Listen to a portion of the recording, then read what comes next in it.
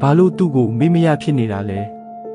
တကယ်လို့တင်ဟာလူတယောက်အကြောင်းကိုမရက်မနာတွေးနေမိတယ်ဆိုရင်ကိုအပြစ်မတင်ပါနဲ့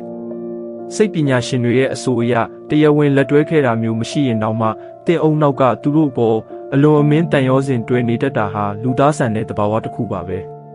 တကယ်တော့တင်ဟာအဲ့ဒီလူရဲ့အရှိတရားထက်သူနဲ့သာနှိစက်ခဲ့ရင်ဖြစ်လာနိုင်မဲ့လှပတဲ့ဖြစ်နိုင်ခြေတွေကိုပိုပြီးချစ်မိနေတာပါတင့်စိတ်ထဲမှာသူတို့ဟာတင့်ကိုဘယ်တော့မှစိတ်ပြတ်အောင်မလုပ်တဲ့တင့်ကိုအမြဲတမ်းဂရုစိုက်ပေးတဲ့ပြည့်စုံသူတစ်ယောက်ဖြစ်နေရာယူထားလို့ဖြစ်ပါတယ်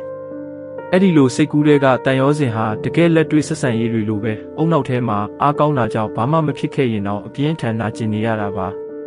တင်အုံနောက်ကမှတ်သားထားတဲ့အမှတ်တရလေးတွေကြောင့်တင်ခံစားနေရတာဟာတင်အားနည်းလို့မဟုတ်ပါဘူးတင်ဟာအဲ့ဒီလူကိုဆွဲလန်းနေတာမဟုတ်ပဲတင်ရှာဖွေနေတဲ့နှွေးထွေးတဲ့ခံစားချက်ကိုပဲဆွဲလန်းနေတာပါစိတ်ပညာအရဒီလိုတန်ရောစင်မျိုးဟာတင်နှစ်ပေါင်းများစွာတောင့်တခဲ့ရတဲ့ချစ်ချင်းမေတ္တာမျိုးကိုသူတို့စီကရနိုင်မလားဆိုတဲ့မျှော်လင့်ချက်ကြောင့်ဖြစ်ပေါ်လာတာပါ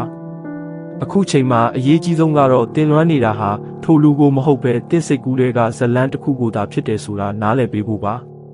ဒါကိုလက်ခံလိုက်နိုင်တဲ့အခိုက်အတန့်ဟာတင့်နှလုံးသားကိုတင်ကိုယ်တိုင်ပြန်လဲကုသပေးနိုင်မဲ့ပထမဆုံးခြေလှမ်းပဲဖြစ်ပါတယ်တင်ဟာဒီထက်မကပိုကောင်းတဲ့ချစ်ချင်းမေတ္တာတွေနဲ့ထိုက်တန်တဲ့သူတစ်ယောက်ပါ